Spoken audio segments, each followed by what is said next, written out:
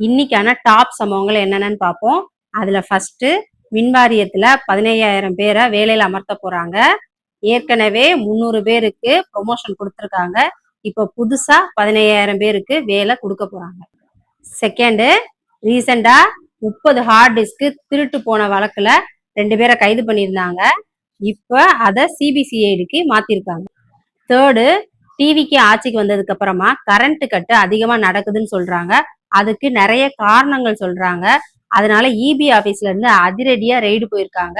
யாரெல்லாம் திருட்டு current use பண்றாங்கன்னு பார்க்க போயிருக்காங்க. அதுல திருச்சியில 31 பேரும், கோயம்புத்தூர்ல 25 பேரும் கண்டுபிடிக்கப்பட்டிருக்காங்க. அவங்களுக்கு 70 லட்சம் வரைக்கும் ஃபைன் போட்டிருக்காங்க. நாலாவது, அமைச்சர் ரமேஷ் அவர்கள் பழனி கோயிலுக்கு ஆய்வு நடத்த போயிருக்காரு. அதுல கோவில் நிர்வாகம் கடந்த 5 வருஷமா ஆன்மீக நோக்கத்தோட செயல்படாம வியாபார நோக்கத்தோட செயல்படுதுன்னு சொல்லியிருக்காரு.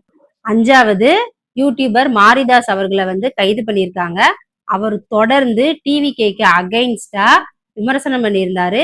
நேத்து கொஞ்சம் எல்லை மீறி போய் அமைச்சர் கீர்த்தனா அவர்களை ஒரு நபரோட சேர்த்து வச்சு எல்லை மீறி விமர்சனம் பண்ணியிருப்பாரு. அதனால அவரை அரெஸ்ட் பண்ணியிருக்காங்க.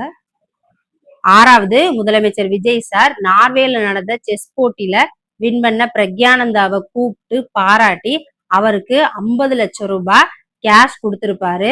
அப்புறம் அவர் கூட செஸ் விளையாண்டு அவர் வின் பண்றதை பார்த்து அவரும் சந்தோஷப்பட்டிருப்பாரு. ஏழாவது, நாளைக்கு சிங்கப்பெண் அதிரடிப்படை ஓபன் பண்ண போறாங்க. எக்மோர்ல இருக்கிற ராஜரத்தினம் ஸ்டேடியத்துல ஈவினிங் 5 o'clock ஓபன் பண்ண போறாங்க.